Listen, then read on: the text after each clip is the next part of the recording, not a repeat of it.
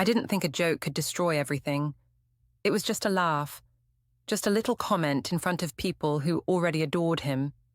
But now, my husband is gone, my accounts are empty, and I'm sleeping on my sister's couch, wondering how a single sentence ruined my life. And honestly, I still don't understand why everyone's acting like I committed a crime. We had everything: a beautiful house in the suburbs, with a white picket fence, 2 cars in the driveway, joint accounts with healthy balances, and what I thought was a solid, unbreakable relationship. Mark worked in construction management, made excellent money, and everyone always said how lucky I was to have such a responsible, hard-working husband who never looked at other women and came home every night without fail. But lately, our life had become so predictable it was suffocating me, really suffocating. Mark would come home at exactly 6:15 every evening, tired and covered in dust from the job sites. We'd eat dinner while watching the same boring TV shows, discuss our days in the most mundane terms possible, and go to bed by 10 p.m. because he had to wake up at 5 a.m. Weekends were spent at Home Depot, working in the yard, or visiting his parents who lived 20 minutes away and served the same pot roast every Sunday. I started feeling like I was disappearing, becoming invisible in my own life. My Instagram feed was constantly full of friends posting about spontaneous weekend trips, romantic date nights at fancy restaurants, surprise gifts from boyfriends, exciting career developments, and glamorous nights out. Meanwhile, I was stuck in suburbia with a man who considered dinner at Olive Garden a special occasion, and whose idea of romance was picking up my favorite ice cream from the grocery store without being asked. The restlessness was eating me alive. I began staying up late, scrolling through social media, comparing our quiet life to everyone else's highlight reels. My college friends were traveling to Europe, getting promotions at exciting companies, dating interesting men who surprised them with concert tickets and weekend getaways. I felt like I was wasting my best years being the wife of someone who thought adventure meant trying a new route to work. Mark wasn't a bad husband by any traditional standards. He never forgot anniversaries or birthdays, always helped with housework without being asked, supported my career decisions, and never made me feel guilty about spending money on clothes or girls' nights out. He was reliable, faithful, and genuinely kind to everyone he met. But reliable and kind had started feeling like code words for boring and predictable. I tried talking to him about doing more exciting things together, maybe taking a cooking class or planning a trip somewhere we'd never been.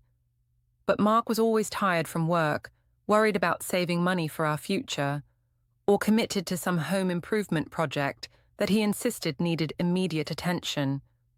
Every conversation about changing our routine ended with him promising we'd do something fun soon, but soon never came. That Friday night changed everything in ways I never could have imagined.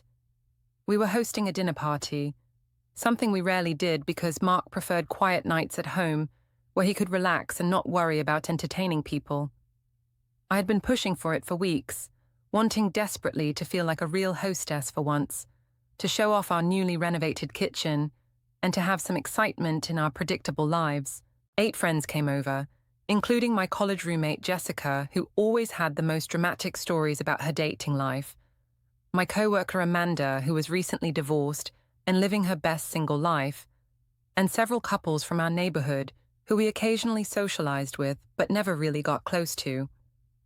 I had spent days planning the perfect menu, buying expensive wine, and cleaning the house until it looked like something from a magazine.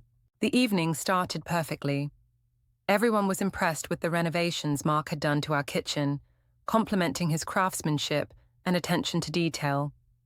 The food turned out better than expected, and the wine was flowing freely. For the first time in months, I felt alive and social, and like I was actually living instead of just existing in a suburban bubble. Mark was being unusually social too, probably because he was proud of the work he'd done on the house and enjoyed showing it off to people who appreciated quality craftsmanship. He was telling everyone about how he had spent the entire previous weekend fixing our kitchen sink that had been leaking for weeks, describing every step of the repair process in detail, while our friends nodded politely and made impressed sounds about his skills. I was feeling confident and playful, maybe a little too confident from all the wine and attention. Everyone was laughing at my stories, complimenting the dinner, and treating me like I was fascinating instead of just another suburban housewife. Jessica kept saying how lucky I was to have such a handy husband, and Amanda mentioned how she had to pay a fortune every time something broke in her apartment.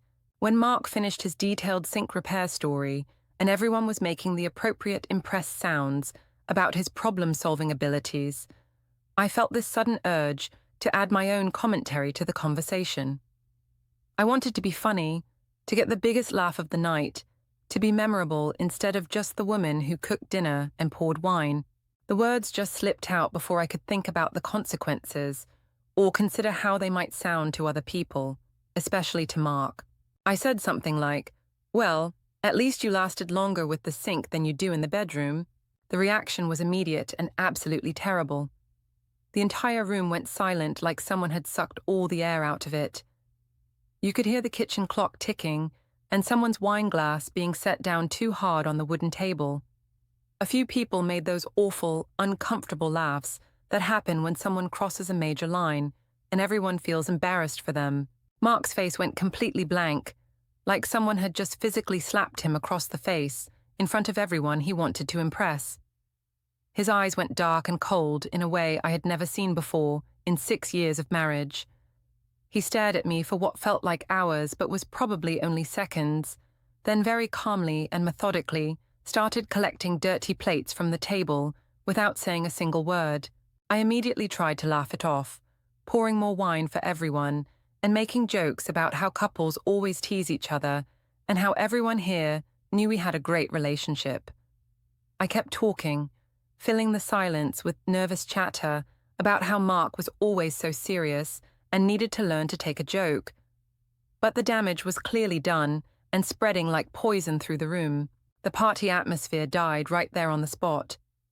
People started looking at their phones, checking the time, and making polite excuses about early mornings and babysitters. Within 30 minutes, our house was empty except for dirty dishes and the thick tension hanging in the air between Mark and me. Mark disappeared into the kitchen and stayed there for the rest of the evening, washing dishes with mechanical precision and organizing things that didn't need organizing. When I tried to help or apologize, he just moved around me like I wasn't there. I went to bed that night telling myself he was just embarrassed and would get over it by morning, like he always did after our fights. Mark was the forgiving type, always the first to apologize even when disagreements were clearly my fault. He hated conflict and usually went out of his way to smooth things over quickly so we could get back to normal. I figured this would be like every other time I said something I shouldn't have. He'd be quiet for a day or two, then everything would go back to the way it was. I woke up the next morning to complete silence. Not the usual sounds of Mark making coffee in the kitchen or getting ready for work in the bathroom. His side of the bed was cold, and when I checked the closet, I discovered that half his clothes were gone. Not messy like he'd packed in a hurry, but carefully selected like he'd been planning this for a while. His work boots weren't by the front door where he always left them. His car wasn't in the driveway. His electric toothbrush was missing from the bathroom counter. Even his pillow was gone from our bed, like he'd taken everything that was personally his and left behind only the things that belonged to both of us. My phone buzzed with a text message from an unknown number. Good luck without me. I called him immediately, and then dozens more times throughout that first day. Every single call went straight to voicemail, like he had turned his phone off or blocked my number entirely. I left increasingly desperate messages apologizing, explaining that it was just a stupid joke, begging him to come home so we could talk about this like adults. I drove to his main job site, but his supervisor said Mark had called early that morning and taken indefinite personal leave. I went to his brother's house, his parents' place, even his favorite sports bar where he sometimes went to watch games. Nobody had seen him, or if they had, they weren't telling me anything about where he might be staying. His brother actually seemed angry with me which was strange because Danny had always been friendly and welcoming. When I explained what happened and asked if he knew where Mark was, Danny just shook his head and said that some things couldn't be taken back once they were said out loud in front of other people. By the third day, panic was setting in hard. I tried to withdraw money from our joint account to hire someone to help me find him, but the ATM said I had insufficient funds. Thinking it was just a machine error, I tried a different bank and got the same message. When I finally checked our online banking, I nearly fainted right there in the parking lot. Every single account was completely empty. Not just low or overdrawn, totally drained to zero. Mark had systematically withdrawn every penny from our joint checking account, our joint savings account, our emergency fund, even the Christmas savings account we'd been building for next year's vacation. Thousands and thousands of dollars gone. I called the bank immediately, thinking there had been some kind of fraud or mistake. But the customer service representative calmly informed me that all withdrawals had been made by an authorized account holder using proper identification and security codes. Since both our names were on the accounts, Mark had every legal right to take everything. That afternoon, an email arrived from a law firm I'd never heard of. Divorce papers were being prepared and would be served within the week. Mark was citing irreconcilable differences and seeking an immediate legal separation of all assets. The lawyer's letter made it clear that since our house was in Mark's name, from before our marriage, I had no legal claim to it. Both cars were registered to him. Even most of our furniture had been purchased with his credit cards before we got married. I was legally entitled to exactly nothing except my personal belongings and whatever I could prove I had purchased with my own money. I rushed home from work that evening to find that the locks had been changed. There was a neat pile of my belongings on the front porch, clothes folded carefully, personal items packed in boxes, my laptop, my jewelry box, even my collection of books and DVDs. Everything that was clearly mine, organized like someone had spent hours sorting through our shared life. A handwritten note was taped to one of the boxes. "Your sister is expecting you." The neighbors were definitely watching from their windows. Mrs. Patterson from next door actually came over to ask if I was okay, but I could see the judgment in her eyes and the curiosity about what had happened to cause such a dramatic scene. The whole street would be talking about this for months. That's when I discovered the video that would destroy what was left of my reputation. Someone at our dinner party, I still don't know who, had recorded my joke and posted it online. Jessica, my supposed best friend since college, had shared it on her social media with the caption, "Imagine humiliating your husband like this in front of everyone. Some people have no shame." The video was spreading faster than I could track. It had been shared hundreds of times across different platforms, getting thousands of views and comments from complete strangers who felt qualified to judge my marriage based on 10 seconds of footage. I became an instant example of everything wrong with modern wives. The comments were absolutely brutal and personally devastating. People called me cruel, heartless, a terrible wife who deserved to be abandoned. Strangers were analyzing my relationship and making assumptions about my character based on one moment taken out of context. Women shared their own stories about partners who left after being publicly humiliated, using my situation as a cautionary tale about respecting your spouse. Some comments went deeper, speculating about what kind of person would say something so hurtful about someone they supposedly loved. People dissected my facial expression in the video, my body language, even my outfit, looking for clues about my personality and moral character. I became internet famous for all the wrong reasons. My phone was buzzing constantly with notifications I was afraid to check. Old friends from high school were sharing the video in group chats. Co-workers were texting, asking if it was really me and if I was okay. Distant relatives were calling my parents, asking what was wrong with me and why I would embarrass the family like this. My own mother called crying, asking how I could say something so hurtful about Mark, who had always been nothing but good to our entire family. She reminded me how he had helped them move twice, fixed their car for free multiple times, never missed a birthday or holiday, and always treated me like a princess. She couldn't understand how I could throw away someone so wonderful for no good reason. Work became completely unbearable within days. My boss didn't say anything directly, but I could feel the atmosphere change around me. Colleagues avoided me in the hallway and stopped including me in casual conversations. Someone had clearly shown my supervisor the video because he started making pointed comments about professionalism, appropriate behavior, and how employees represented the company even in their personal lives. I knew my job was in serious danger, but I was afraid to look for new employment because the video would probably follow me everywhere. Any potential employer could easily find it by searching my name online. My sister Emma reluctantly agreed to let me stay in her spare room, but even she seemed deeply disappointed in me. She kept asking why I would say something so cruel in public, especially about Mark, who had always been kind to our entire family. She reminded me how he had helped us move 3 times, fixed her plumbing problems for free, never missed a family gathering, and always brought thoughtful gifts for her kids. Emma couldn't understand how I could throw away someone so genuinely good for what seemed like no reason at all. She made it clear that I could stay temporarily, but I needed to figure out my life quickly because she didn't want this drama affecting her own family. I tried explaining that it was just a joke, that couples tease each other all the time, that everyone was being overly sensitive about something that wasn't meant to be taken seriously. But even as I said these things out loud, I could hear how weak and defensive they sounded. Deep down, I was starting to realize that I had crossed a line that couldn't be uncrossed. The social isolation was becoming the worst part of this entire nightmare. Friends stopped inviting me to group activities. My usual group chat went completely quiet whenever I posted anything.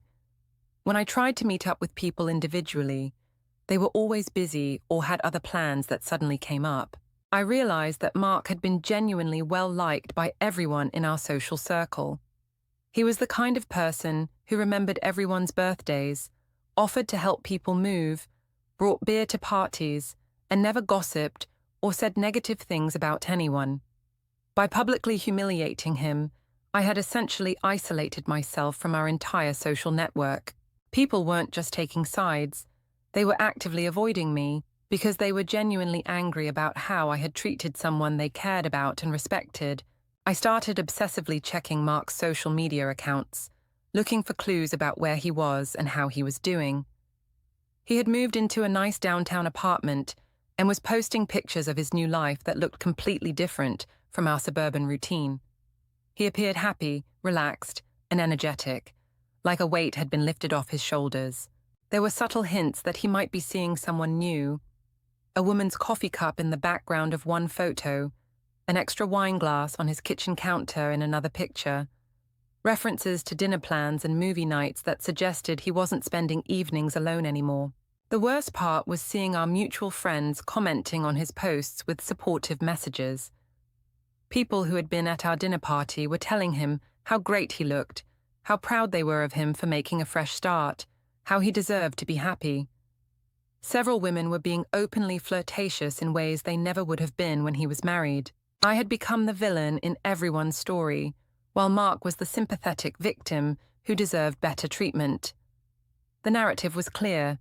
He was a good man who had been mistreated by an ungrateful wife, and now he was free to find someone who would appreciate him properly. Months passed, and absolutely nothing improved in my situation.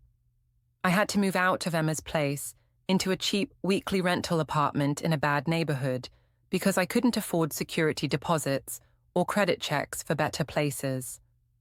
My job performance suffered dramatically under the stress, and I was eventually let go with a vague explanation about budget cuts that fooled nobody. The video kept resurfacing whenever I tried to move forward with my life. New employers would find it during background checks. Potential dates would discover it and ghost me immediately. It followed me like a digital scarlet letter that I could never escape or explain away satisfactorily. I drafted hundreds of text messages to Mark over those months. Detailed apologies, explanations of my mindset that night, desperate pleas for forgiveness and a chance to make things right. But I always deleted them before hitting send because I was starting to understand that the damage was permanent and irreversible. The truth was becoming painfully clear. I hadn't just made an innocent joke that people overreacted to. I had publicly emasculated and humiliated the man who loved me, in front of people whose respect and opinion he valued, for no reason other than my own selfish need for attention and validation. I had wanted to be the center of attention for one night, to be seen as funny and clever instead of just another boring suburban housewife. Instead, I had destroyed everything good in my life and would probably be alone forever because of it. I had wanted to be the center of attention for one night, to be seen as funny and clever instead of just another boring suburban housewife. Instead, I had destroyed everything good in my life and would probably be alone forever because of it.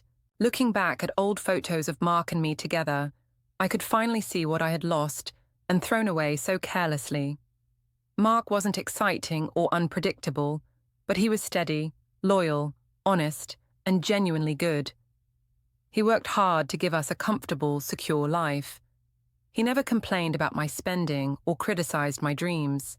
He always made me feel safe and loved, even when I was being difficult or unreasonable. He had been building a life with someone he thought was his partner and best friend, not knowing that I was secretly resenting him for not being someone completely different. I had thrown it all away for a moment of feeling clever and important in front of people who forgot about me as soon as they left our house. The joke cost me absolutely everything. My marriage, my home, my financial security, my social circle, my reputation, and my self-respect. I was sitting in a cold, dingy apartment, surviving on dwindling savings that wouldn't last much longer, wondering how I had become the person that other people warned their friends about. Mark had been able to rebuild his life quickly because people genuinely wanted to help him and see him happy. Meanwhile, I had become a cautionary tale about how one moment of poor judgment and selfishness could destroy everything you had built over years of shared life. The man I had taken for granted and secretly resented turned out to be the one with all the real power in our relationship. When I finally pushed too far, he used that power decisively and completely. He didn't fight or argue or try to hurt me back. He simply removed himself and everything he had contributed to our life together. I still didn't know exactly where he was living or how he was doing, but from his social media posts, it was obvious that he was thriving without me. He looked younger, happier, and more confident than he had in years. He was probably dating someone who appreciated his steady, reliable nature instead of resenting it. I hoped he was genuinely happy and had found someone better than me, because he absolutely deserved that after everything I had put him through. I just wished I had realized how good I had it before I destroyed it all for nothing. The person I had become was someone I didn't recognize or respect. I was bitter, isolated, financially struggling, and completely alone because of choices I had made and words I had said. There was no one to blame but myself, and that was the hardest truth of all to accept.